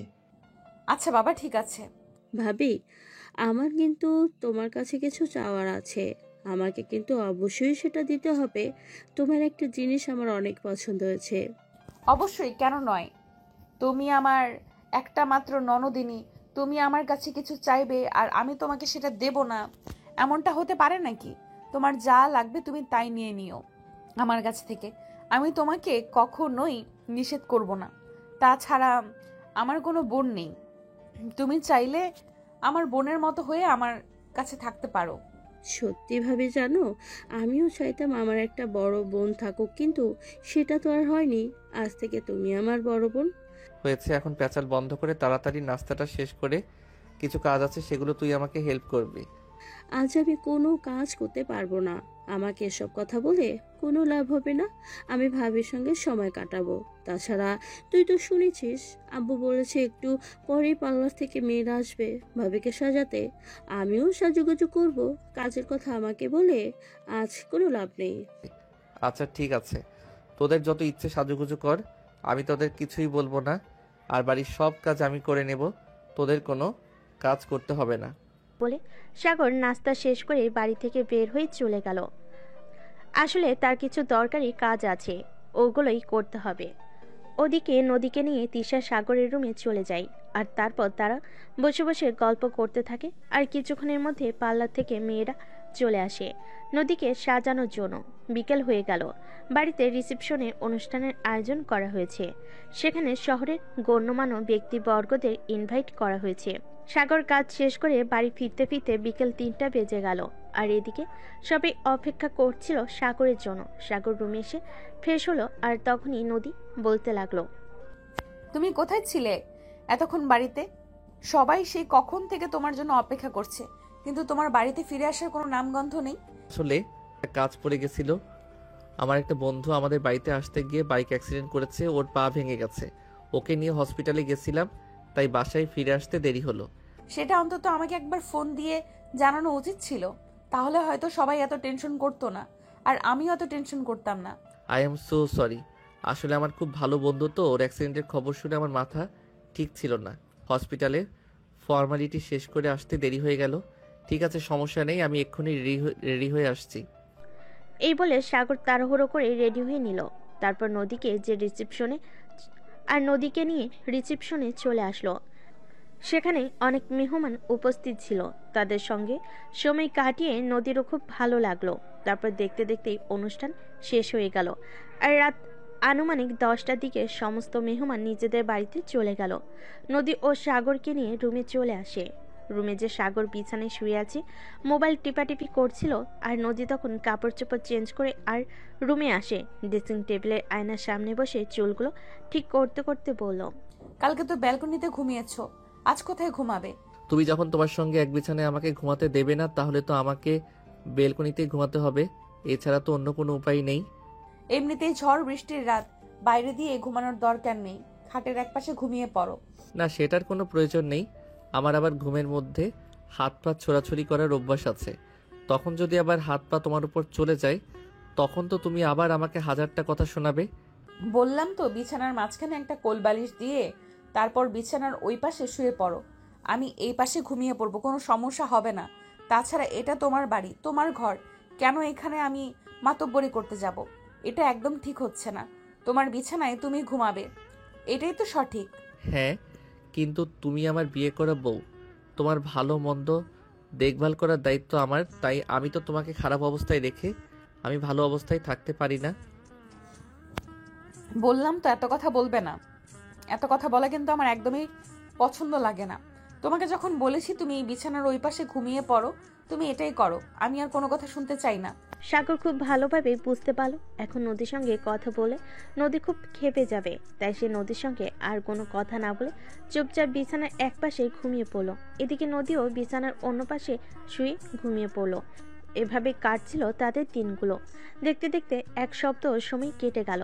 সেদিন হঠাৎই নদী সাগরকে বলল, দেখো, তুমি খুব ভালো করেই জানতে আমি ছোট্ট একটা চাকরি করতাম। আমি চাই সেটা এখনো কন্টিনিউ করতে। হ্যাঁ, এটা তো খুব ভালো কথা। তাছাড়া আমি তো তোমাকে বলেছি আমি কখনোই তোমার স্বাধীনতায় হস্তক্ষেপ করব না। তোমার যেটা করতে মন চাইবে তুমি সেটাই করবে। আমি কখনোই কোনো ব্যাপারে তোমায় বাধা দেব না। হ্যাঁ, সেটা না হয় বুঝলাম, কিন্তু তোমার ফ্যামিলির মানুষজন ওরা কিভাবে নিবে আমি এটাই বুঝতে পারছি না। কারণ তোমার বাবার তো টাকা পয়সা মাশাল্লাহ কোনো দিক থেকেই কম নেই। তাদের বাড়ির বউ চাকরি করবে, এটি কি তারা মেনে নিতে পারবে? দেখো, আমি টাকা পয়সা নিয়ে চিন্তা করি না। তোমার পয়সা আমাকে কখনোই দিতে হবে না। আমার বাবার যা আছে আলহামদুলিল্লাহ। তাছাড়া আমিও পড়াশোনা করছি। পড়াশোনা শেষ করে কিছু একটা করব, কিন্তু আমি কখনোই তোমার স্বাধীনতায় হস্তক্ষেপ করতে চাই না। আচ্ছা ঠিক আছে, কিন্তু তোমার আব্বু আম্মুর কাছে যদি তুমি এ ব্যাপারে কথা বলতে, তাইলেই সবচাইতে বেশি ভালো হইতো। ঠিক আছে, সমস্যা নেই। আব্বু আম্মুর সঙ্গে আমি কথা বলে নেব এ ব্যাপারে। তোমাকে কোনো চিন্তা করতে হবে না। একটা কথা মনে রেখো, তুমি এই বাড়িতে সম্পূর্ণ স্বাধীনতায় থাকবে। কেউ তোমার স্বাধীনতায় হস্তক্ষেপ করবে না। এই বলে সেদিন বিকেলবেলা সাগর তার আব্বুর সঙ্গে এই ব্যাপারে কথা বলতে চায়, কিন্তু তার আব্বু অন্যদিকে চাকরি করতে দিতে কোনোভাবেই রাজি হচ্ছিল না। অবশেষে সাগর তার আব্বুকে বলল, দেখো বাবা, তোমাকে একটা কথাই বলতে চাই। নদী এই বাড়িতে স্বাধীনতাহীনতায় ভুগুক, সেটা আমি কখনোই চাই না। তাছাড়া সে আমার বউ, তাই আমি চাই সে সব সময় এটা ফিল করুক যে সে আমার বউ হয়ে কোনো ভুল করেনি। আচ্ছা ঠিক আছে, তোর বউকে তুই কিভাবে রাখবি সেটা তোর ব্যক্তিগত ব্যাপার। তাই আমি তোকে এই ব্যাপারে কিছু বললাম না। তোর যেটা ভালো মনে হয় তুই সেটাই কর। ধন্যবাদ আব্বু। আমি জানতাম তোমাকে বুঝিয়ে বললে তুমি বিষয়টা বুঝতে পারবে। যাই হোক, তাহলে আমি এই খবরটা নদীকে দিয়ে আসি। নদী খবরটা শুনতে পেলে অনেক খুশি হবে। এই বলে সাগর দৌড়ে রুমে চলে আসে। রুমে এসে দেখে নদী বিছানার এক পাশে বসে আছে। সাগর রুমে আসতে সে মনে মনে ভাবলো এই খবরটা নদীকে এভাবে দেওয়া যাবে না, তাই সে মুখটা অন্ধকার করে রুমে প্রবেশ করলো। এটা দেখে নদী বলল, দেখলে তো, আমি যেরকমটা ভেবেছিলাম সেরকমটাই হলো। তোমার আব্বু আম্মু কখনোই আমার বাইরে চাকরি করাটা অ্যালাউ করবে না। আরে না, আব্বু তো তোমাকে চাকরি করার পারমিশন দিয়েছে। আমি তো ভেবেছিলাম তুমি আমার মুখের অবস্থা দেখে কেমন রিয়াকশন করো সেটা দেখার জন্য। ও সত্যি বলছো তোমার আব্বু আমাকে চাকরি করার পারমিশন দিয়েছে? তুমি জানো আমার আজ কি খুশি লাগছে? আমি তোমাকে বলে বোঝাতে পারবো না আজ যে আমার কত আনন্দ লাগছে। সত্যি আমার শ্বশুরবাড়ির মানুষ আমাকে চাকরি করতে দেবে, এটা আমি সত্যিই ভাবতে পারিনি। এই বলে নদী তখনই খুশিতে গদগদ হয়ে দৌড়ে এসে সাগরকে জড়িয়ে ধরে বলতে লাগলো, সত্যি তোমাকে অনেক ধন্যবাদ। তুমি না থাকলে এটা কোনোভাবেই সম্ভব হতো না। তুমি আমার জন্য অনেক করেছো। সত্যি তুমি খুব ভালো। এটা বলে নদী হঠাৎ করে সাগরকে ছেড়ে দিল আর বলতে লাগলো, সরি, আমি আনন্দে এটা করে ফেলেছি। সরি, আমাকে প্লিজ তুমি ক্ষমা করে দিও। তোমাকে এভাবে জড়িয়ে ধরাটাও ঠিক হয়নি। আরে বাবা, এভাবে বলার কি আছে? তুমি আমার বিয়ে করা বউ, তুমি আমাকে জড়িয়ে ধরতেই পারো। আমি এই ব্যাপারে কিছুই মনে করিনি। তাছাড়া আমার তো ভালোই লাগছিল তুমি যখন জড়িয়ে ধরছিলে। প্রথম কোনো মেয়ে মানুষের স্পর্শ পেলাম, অন্যরকম অনুভূতি হচ্ছিল। তাই নাকি? তোমার অন্যরকম অনুভূতি আমি বার করছি, দাঁড়াও তোমাকে দেখাচ্ছি মজা। এই বলেই নদী সাগরকে দৌড়াতে লাগলো। আর সাগরকে পায় কি, সাগর ততক্ষণে রুম থেকে বের হয়ে চলে গেছে। এরপর দিন থেকে নদী যথারীতি তার অফিসে যাওয়া শুরু করে। এদিকে সাগরও ভার্সিটিতে যাওয়া শুরু করে, কারণ সামনে তার ফাইনাল ইয়ারের এক্সাম। তার বেস্ট ফ্রেন্ড হসপিটালে থাকায় এই খবরটা ভার্সিটিতে পৌঁছাতে একটু দেরি হলো। সেদিন সাগর ভার্সিটির ক্যাম্পাসে এসে দাঁড়াতেই তার এক বন্ধু তাকে বলল, কি ব্যাপার দোস্ত, বিয়ে করে নিলি অথচ আমাদেরকে জানালিও না? আমরা তো তোর বন্ধু, আমাদেরকেও একবার জানানো উচিত ছিল। দেখো বন্ধু, হঠাৎ করে সব কিছু হয়ে গেছে, তাই তোদেরকে কোনো কিছু জানাতে পারিনি। তাছাড়া তোরা তো সবাই জানতি নদীর বিয়ে হতে চলেছিল আমার বড় ভাইয়ের সঙ্গে, কিন্তু দুর্ভাগ্যবশত সেটা আমার সঙ্গে হয়ে গেছে, তাই তোদেরকে বলার সময় পাইনি। আচ্ছা ঠিক আছে, সে না হয় বুঝলাম, কিন্তু এখন আমাদেরকে মিষ্টি কবে খাওয়াবি সেটাই বল। আমরা তো ভেবেছিলাম তোর বিয়েতে অনেক আনন্দ করব, কিন্তু সেটা তো আর হয়ে উঠলো না। তবে তাই বলে তো আর মিষ্টি খাওয়া মিস করতে পারি না, আমাদেরকে অবশ্যই মিষ্টি খাওয়াতে হবে। আচ্ছা ঠিক আছে, কোনো সমস্যা নেই। তোরা যখন মিষ্টি খেতে চাইবি আমি তখনই তাদেরকে মিষ্টি খাওয়াবো। আচ্ছা দোস্ত, একটা ব্যাপার ভেবে খুবই অবাক হচ্ছি, তোর ভাইয়ের সঙ্গে মেয়েটার বিয়ের কথা চলছিল, তার মানে মেয়েটা নিশ্চয়ই তোর চাইতে বয়সে বড়, তাই না? দেখ, যেটা হয়ে গেছে সেটা নিয়ে আমি আর কোনো কথা বলতে চাই না। মেয়েটা আমার চাইতে বয়সে বড় সেটা আমিও খুব ভালো করেই জানি, কিন্তু অ্যাক্সিডেন্টলি যেটা হয়ে গেছে সেটা নিয়ে মাথা ঘামানোর কিছুই নেই। এখন সে আমার বউ, এখন সে আমার কাছে কিভাবে ভালো থাকবে সেটাই আমার কাছে বড় কথা। হ্যাঁ রে ভাই, এটাই ভালো কথা। দেখিস, মেয়েটাকে কোনোদিনও কষ্ট দিস না। একে তো তোর ভাইয়ের সঙ্গে বিয়ে হওয়ার কথা ছিল, এখন তোর সঙ্গে বিয়ে হয়েছে, এমনিতেই তো মেয়েটা শকড, তারপর আর কোনো কষ্ট দিস না। হ্যাঁ, দোয়া করিস যেন এই মেয়েটাকে সারা জীবন আমি ভালোবাসায় ভালো রাখতে পারি। এরপর কথা বলতে বলতে সাগর ক্লাসরুমে চলে গেল। আর এরপর দেখতে দেখতে বেশ কিছুদিন সময় কেটে গেল। এদিকে সাগরের অনার্স ফাইনালের এক্সাম শেষ হয়ে গেছে। এখন আর সাগরের কোনো কাজ নেই, সারাদিন বাসায় বসে থাকে। সেদিন নদী অফিস থেকে ফিরে এসে সাগরকে রুমে একা একা চুপচাপ বসে থাকতে দেখি বলল, কি ব্যাপার, কি হয়েছে? তুমি এভাবে চুপচাপ বসে আছো কেন? তোমার কিছু হয়েছে নাকি? না, সেরকম কোনো ব্যাপার না। আসলে কদিন ধরে একা একা বাসায় বসে আছি তো কিছুই ভালো লাগছে না, তাই আর কি। ও আচ্ছা, এই ব্যাপার। তাহলে ঠিক আছে, কোনো সমস্যা নেই। আমি অফিস থেকে কিছুদিনের জন্য ছুটি নিব ভাবছি। তোমাকে নিয়ে এবার বাইরে থেকে কোথাও ঘুরে আসব। তাহলে তো খুবই ভালো হয়। আমিও ভাবছিলাম তোমার সঙ্গে এই ব্যাপারে কথা বলবো, কিন্তু তুমি তো তোমার অফিস নিয়ে খুবই ব্যস্ত আছো, তাই তোমাকে বললে তুমি যদি কিছু মনে করো, তাই তোমাকে বলার সাহস হয়ে উঠছিল না। তুমি আমার জন্য এত কিছু করেছো, আর আমি তোমার জন্য এটুকু করতে পারবো না? এখনো সমস্যা নেই, আমি কালকেই অফিস থেকে ছুটি নিব। আচ্ছা নদী, আমি কি তোমায় একটা কথা জিজ্ঞাসা করতে পারি? হ্যাঁ অবশ্যই, কেন নয়। তুমি আমার জন্য এত কিছু করেছো, আর আমি তোমাকে ছোট্ট একটা কথার উত্তর দিতে পারবো না? বলো, তুমি আমার কাছ থেকে কি জানতে চাও? আচ্ছা নদী, তুমি কি এখনো আমাকে তোমার স্বামী হিসেবে মেনে নিতে পারোনি? না মানে দেখো, আমাদের বিয়ে হলো প্রায় 1 বছর হতে চললো, কিন্তু এখনো পর্যন্ত আমরা যে এখনো স্বামী স্ত্রী হতে পারি এটা শুধু আমরাই জানি, বাইরের কেউ জানে না। জানি না তুমি আমার বলা কথাটা বিশ্বাস করবে কিনা, কিন্তু সত্যি বলতে এটাই যে একটা কথা হয়তো তুমিও জানো, মেয়েরা বুক ফাটলেও মুখ ফুটে কিছু বলতে পারে না। কিন্তু আমি ভেবেছিলাম তুমি বুঝবে, কিন্তু এখনো মনে হয় তোমার সেই বয়সটা হয়ে ওঠেনি। মানে তুমি কি বলতে চাইছো? আমি তো সেটাই বুঝতে পারছি না। কি বলতে চাও একটু খুলে বলবে কি? আমি তোমার সঙ্গে একই রুমে একই বিছানায় আছি আজ প্রায় 1 বছর হতে চললো, কিন্তু এখনো পর্যন্ত আমি তোমাকে দেখিনি তুমি নিজে থেকে আমাকে কাছে টেনে নেওয়ার চেষ্টা করেছো। আমি অনেকবার হতে চেষ্টা করেছি, কিন্তু কি বলবো, আমি তো মেয়ে মানুষ। আমি মেয়ে হয়ে কি করে একটা ছেলেকে নিজের কাছে টেনে নেই বলো? কিন্তু তুমি তো বলেছিলে তুমি আমাকে স্বামী হিসেবে মেনে নিতে পারবে না, তুমি আমার সঙ্গে সংসার করবে না। তাছাড়া আমি তোমাকে কথা দিয়েছিলাম আমি কখনোই তোমার স্বাধীনতায় হস্তক্ষেপ করব না। তুমি যেভাবে থাকতে চাইবে আমি তোমাকে ঠিক সেইভাবেই রাখবো। তাই তো আমি কখনোই তোমার কাছ থেকে অধিকার আদায়ের ব্যাপারে কোনো অগ্রাধিকার দেখাইনি।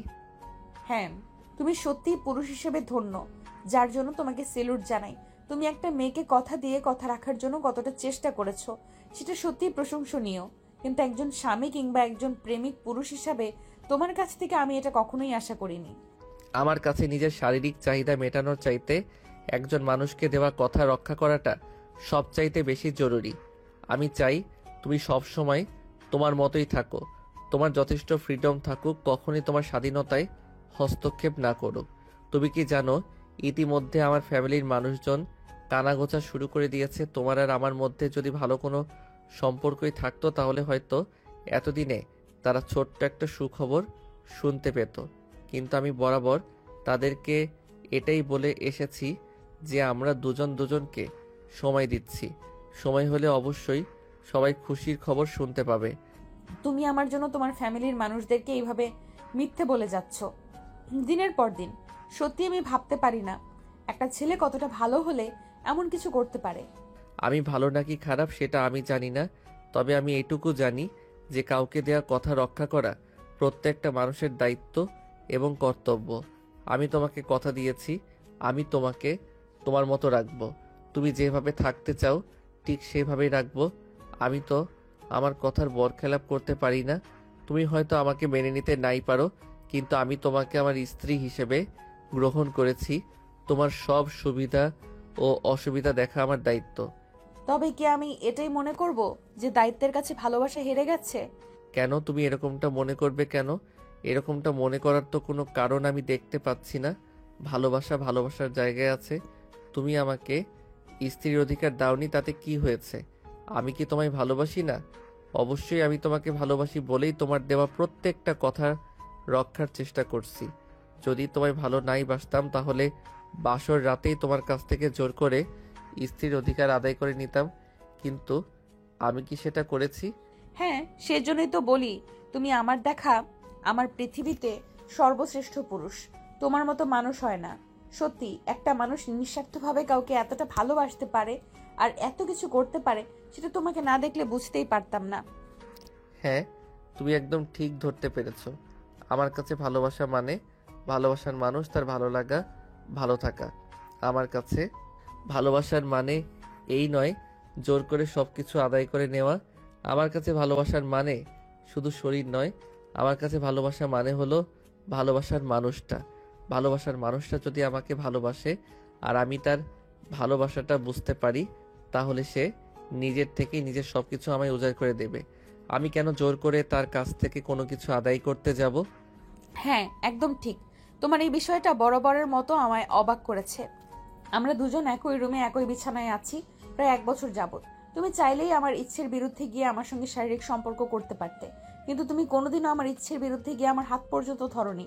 বিয়ের পর সবাই কত আনন্দ করে বউকে নিয়ে হানিমুনে যায়, এই করে সেই করে, কিন্তু তুমি কোনোদিনও আমাকে জোর করে এটা বলনি যে আজ ঘুরতে যাই। আমি তোমায় মাঝে মাঝেই বলেছি আমাকে রেস্টুরেন্টে নিয়ে যাও, আমাকে পার্কে নিয়ে যাও, আমাকে এখানে নিয়ে যাও, আমাকে ওখানে নিয়ে যাও। আমি বললে তুমি কোনোদিন না করনি, কিন্তু নিজে থেকে কোনোদিনও বলনি যে আমি তোমাকে নিয়ে এখানে যেতে চাই। কারণ আমি অধিকার খাটাতে চাইনি। অধিকার খাটানোর অধিকার আছে বলেই যে জোর করে সেটা প্রয়োগ করতে হবে এরকম কোনো সংবিধান আমার হাদিসে নেই। তাহলে যদি বলি আমি সারা জীবন তোমার হয়ে থাকতে চাই, তুমি কি তাড়িয়ে দেবে আমায়? কখনোই না, প্রশ্নই ওঠে না। বিয়ে হলো পবিত্র একটা বন্ধন, দিয়ে যখন হয়ে গেছে তখন তো আমাদের দুজনকে একসাথেই থাকতে হবে। আমি কেন তোমাকে তাড়িয়ে দেব? তুই ভালো নাই বাসতে পারো, আমি তো ভালোবেসেছি তোমায়। হয়তো এরকমটা হয়েছে যে আমার ভাইয়ের সঙ্গে তোমার বিয়ে হওয়ার কথা ছিল, কিন্তু দুর্ভাগ্যবশত আমার সঙ্গে তোমার বিয়েটা হয়ে গেছে। তাই বলে আমি কখনোই তোমায় অবহেলা করব না। তুমি আমার স্ত্রী, আমার কাছে পৃথিবীর সবচাইতে সেরা সুন্দরী এবং সর্বশ্রেষ্ঠ নারী।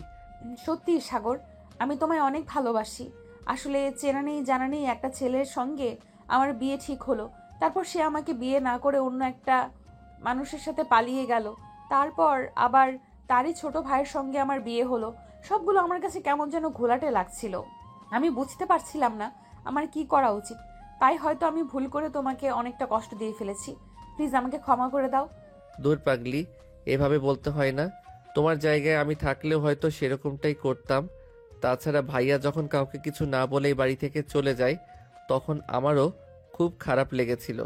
তোমাকে আমি নিজের ইচ্ছায় বিয়ে করতে চাইনি। আমার বাবার সম্মান আমার কাছে সবচাইতে আগে ছিল। আমার বাবা তোমার বাবাকে কথা দিয়েছিল তোমাকে আমাদের বাড়ির বউ করে আনবে।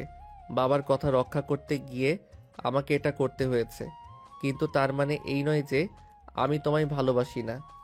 তোমায় ভালোবাসতাম যেদিন তোমায় বউ করে এই বাড়িতে নিয়ে এসেছিলাম, আর আজকেও ভালোবাসি। সত্যি সাগর, I love you so much. বলে নদী সাগরকে জড়িয়ে ধরে কান্না করতে থাকে। এটা দেখে সাগর নদীকে বলে, লাভ ইউ টু পাগলি, কান্না করে না। কান্না করছো কেন? আমার দেখা মহান পুরুষ তুমি। সত্যি কেউ একটা অচেনা অজানা মেয়ের জন্য এতটা করতে পারে আমার জানা ছিল না। ভালোবেসে বিয়ে করলেও হয়তো কেউ এতটা ফ্রিডম পায় না। সত্যি তুমি খুব ভালো একজন পুরুষ। তাহলে থাকছো তো সারা জীবন আমার সঙ্গে? কখনো ছেড়ে যাবে না তো? আমায় কখনো বিচ্ছেদের যন্ত্রণা দিবে না তো? কখনোই না। আমি তোমায় কখনোই কোনো কষ্ট দেব না। আমি আমার যতটা সম্ভব তোমাকে ভালো রাখার চেষ্টা করব, because I love you. Love you too. এই বলে সাগর নদীকে নিজের কাছে টেনে নিল। আর নদীও তখন নিজেকে আর আটকে রাখলো না, সাগরকে তার পরিপূর্ণ অধিকার দিল। সাগর নদীকে এই প্রথমবারের মতো নিজের এতটা কাছে পেয়ে সে নিজেকে আর কোনোভাবেই কন্ট্রোল করে রাখতে পারছিল না। সে নদীর মাঝে নিজেকে হারিয়ে ফেল।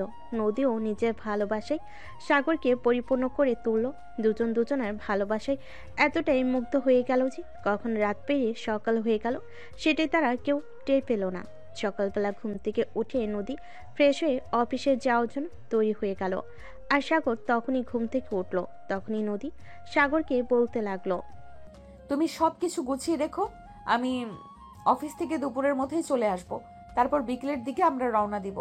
এভাবে হুটহাট করে আমরা কোথায় যাব? আমরা কক্সবাজার যাচ্ছি আজ রাতেই। আমরা ঢাকা থেকে রওনা দেব আর কাল সকালের মধ্যেই কক্সবাজার পৌঁছে যাব। আর হ্যাঁ, আব্বু আম্মুকে আমি বলে দেব। এই বলে নদীর সাগরের কপালে আলতো করে একটা ভালোবাসার পরশ এঁকে দিয়ে তারপর রুম থেকে বের হয়ে চলে গেল ড্রয়িং রুমে। এসে দেখতে পেল তার শ্বশুর আর শাশুড়ি দুজনেই বসে আছে। তখন তাদের সঙ্গে সে কথা বলল, তারও সম্মতি জানালো। তারপর নদী বাসা থেকে বের হয়ে অফিসে চলে গেল। দুপুরের দিকে সে তার বসের কেবিনে গেল আর তারপর তার বসের সঙ্গে কথা বলল। বস, আমার কিছুদিনের জন্য ছুটি লাগবে। আপনি তো জানেন আমার বিয়ে হয়েছে প্রায় 1 বছর, কিন্তু এখনো হানিমুনে যেতে পারিনি। তাই ভাবলাম এবার অফিস থেকে ছুটি নিয়ে জামাইকে নিয়ে হানিমুনের কাজটা সেরে আসব। হ্যাঁ, এটা তো খুবই ভালো ব্যাপার।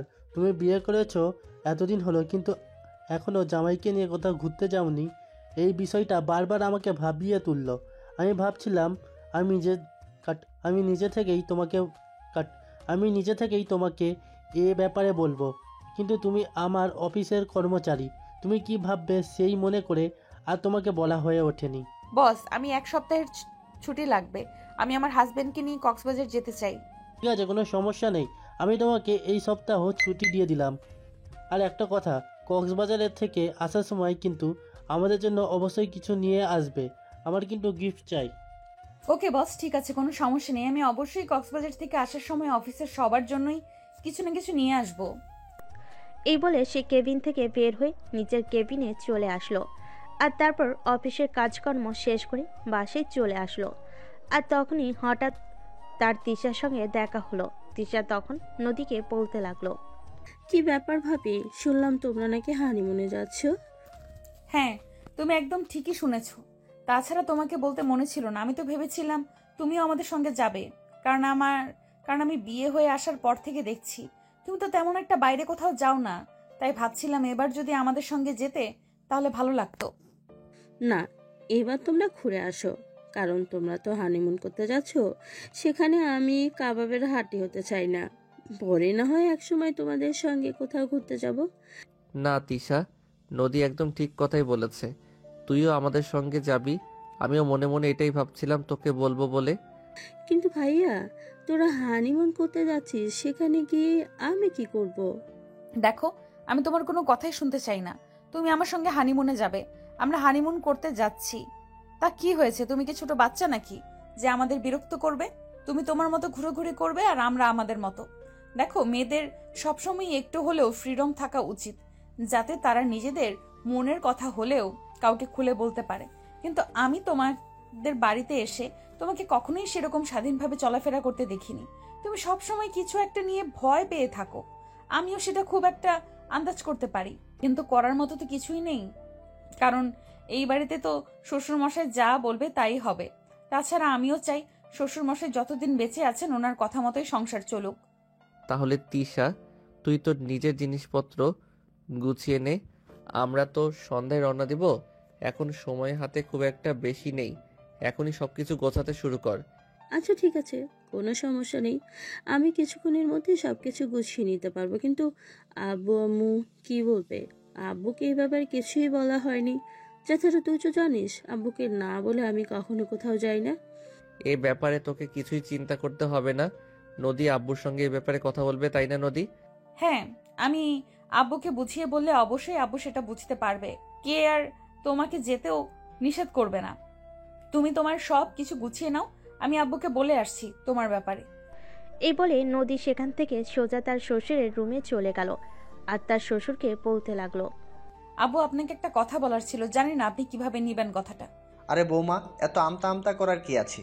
তুমি আমার একটা মাত্র ছেলের বউ, তোমার কথা কি আমরা কখনো ফেলতে পারি? তুমি বলো না কি বলবে। আসলে আব্বু আমি চাইছিলাম আমাদের সঙ্গে তিশাও যাক, কারণ এই বাড়িতে আসার পর থেকে তো তিশাকে কখনো কোথাও যেতে দেখিনি। তাই ভাবছিলাম তিশাকে আমাদের সঙ্গে করে নিয়ে গেলে ও একটু ঘোরাঘুরি করলে ওরও ভালো লাগবে আর আমাদেরও ভালো লাগবে। এটা আবার বলতে হয় নাকি? তুমি ভাবি হয়ে তোমার ননদকে তোমার সঙ্গে নিয়ে যেতে চাইছো, এটাই তো বড় কথা। সেখানে আমি আবার নিষেধ করব কি করে? ধন্যবাদ আব্বু, আপনাকে অসংখ্য ধন্যবাদ। আমি জানতাম আপনাকে আমি বুঝিয়ে বললে আপনি বিষয়টা বুঝতে পারবেন। আসলে মেয়ে মানুষদের একটু হলেও স্বাধীনতা থাকা উচিত, তাদেরকে একটু হলেও নিজের মতো বাঁচতে দেওয়া উচিত। আচ্ছা আব্বু, তাহলে আসি, আমাদের তো সবকিছু গোছগাছ করতে হবে। এই বলে নদী নিজের রুমে চলে আসে আর তারপর সাগরকে নিয়ে সবকিছু গুছিয়ে নেয়। তারপর সন্ধ্যা থেকে নদী আর সাগর তিশা তিনজনে বাসা থেকে বের হয়ে গেল। সারা রাত জার্নি করে সকালবেলা এসে তারা কক্সবাজার পৌঁছালো। তাদের হোটেল রুম আগে থেকে বুক করা ছিল। নদী অনলাইনে হোটেলের রুম বুক করে রেখেছিল, তাই তারা সোজা হোটেলে চলে গেল আর সেখানে কিছুক্ষণ বিশ্রাম নিয়ে সকালে নাস্তা শেষ করে তারপর তারা সমুদ্র দেখতে বেরিয়ে পড়ল। তারা সবাই সমুদ্রের ভিজতে হাঁটাহাঁটি করছিল।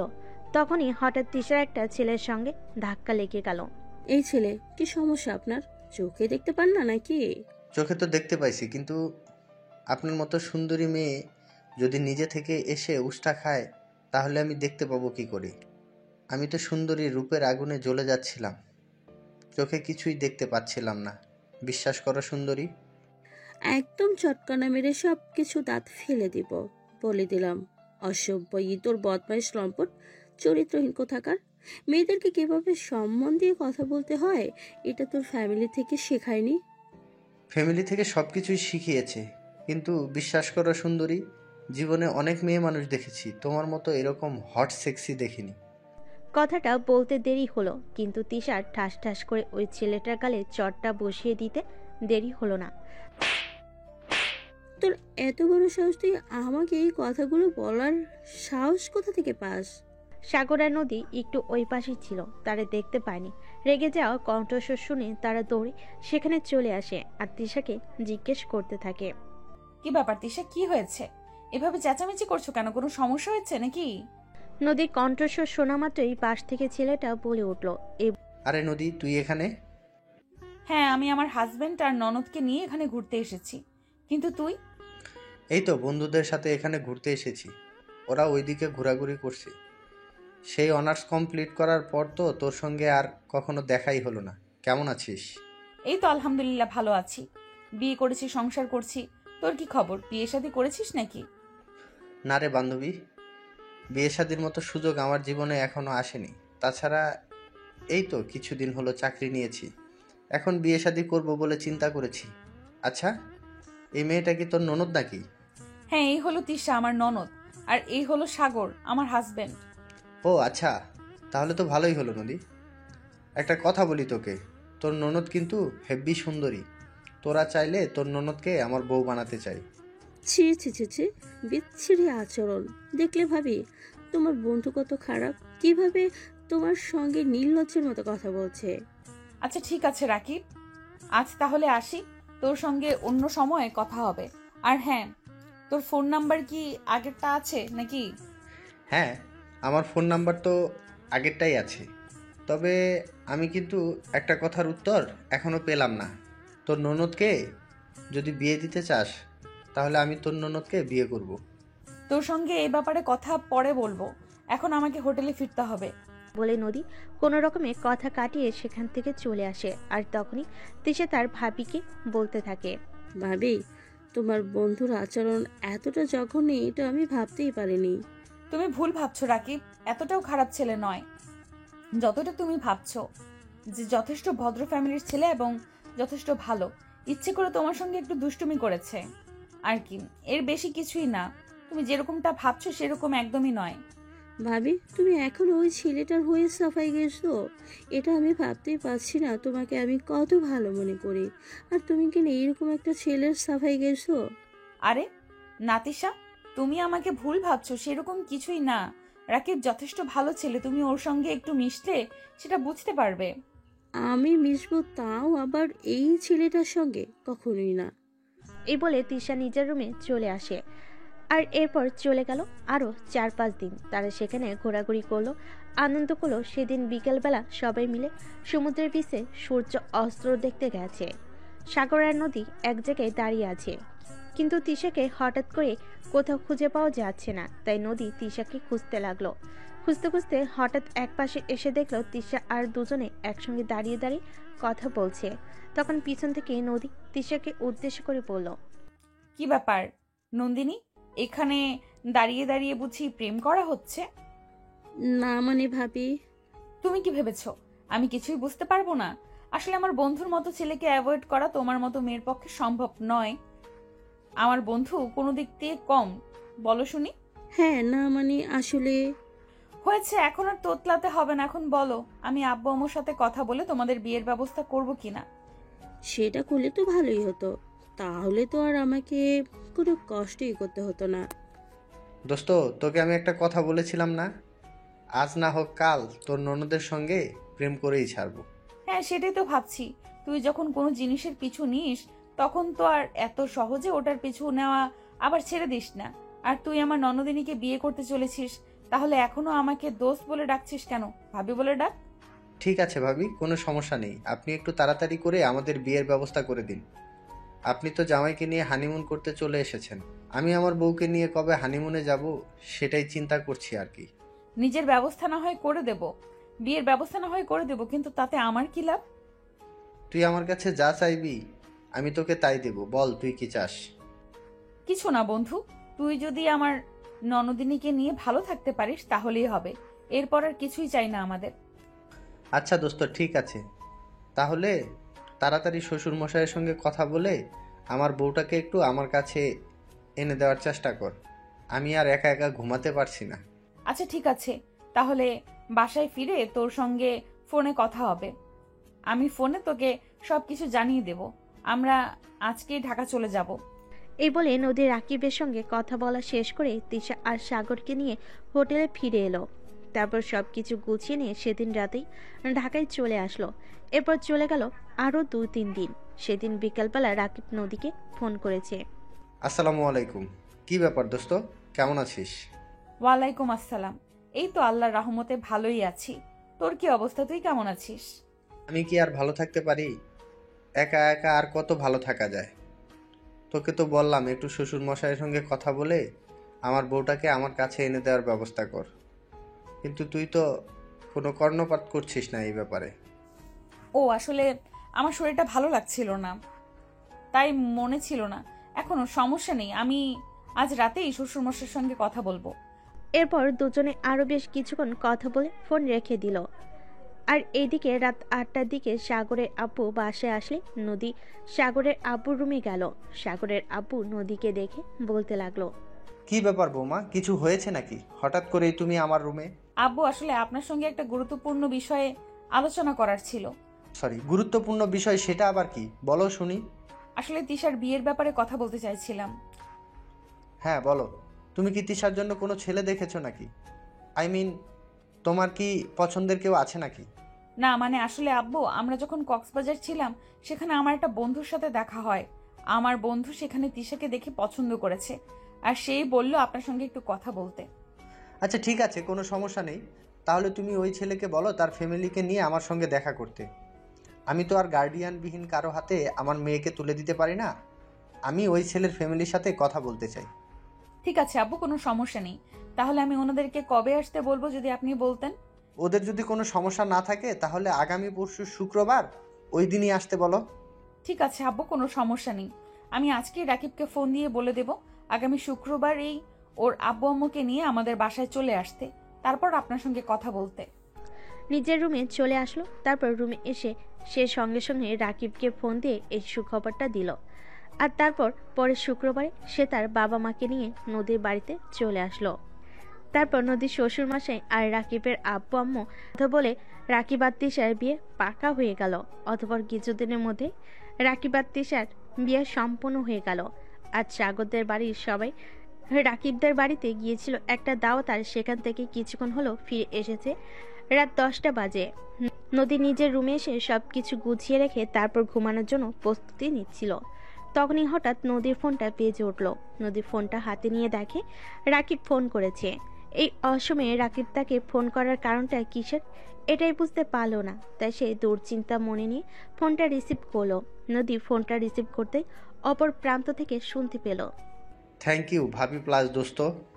সত্যি তুই সত্যিকারের বন্ধুর পরিচয় দিয়েছিস। তুই না থাকলে সত্যি হয়তো আজ তিশাকে আমার বউ করে পেতাম না। তোকে কি বলে যে ধন্যবাদ দেব সেটা বুঝতে পারছি না। সত্যি তোর মতো বন্ধু প্রত্যেকটা মানুষের জীবনে প্রয়োজন। তুই আমাকে এই কথাটা বলার জন্য এত রাতে ফোন দিয়েছিস? আমি তো ভাবছিলাম কি না কি হয়ে গেল। আরে বাবা, ভয় পাওয়ার কি আছে? আমি তো তোকে ধন্যবাদ দেওয়ার জন্যই ফোন করেছিলাম। সত্যি তুই না থাকলে হয়তো তিশাকে আজ আমার বউ করে পেতাম না। আচ্ছা ভাই, ঠিক আছে, এখন আমার সঙ্গে কথা বলে সময় নষ্ট না করে বউকে ভালোবাসা দে। আর একটা কথা বলে দিচ্ছি, খবরদার কখনো কিন্তু আমার ননদিনী যেন তোর ব্যাপারে কোনো কমপ্লেন করতে না পারে। আচ্ছা, তুই তো আমাকে জানিস আমি কেমন ছেলে। আমি কোনো দিন তোর ননদকে আমার ব্যাপারে কোনো কমপ্লেন করতে দেব না, তুই দেখে নিস। আচ্ছা ঠিক আছে, তাই যেন হয়।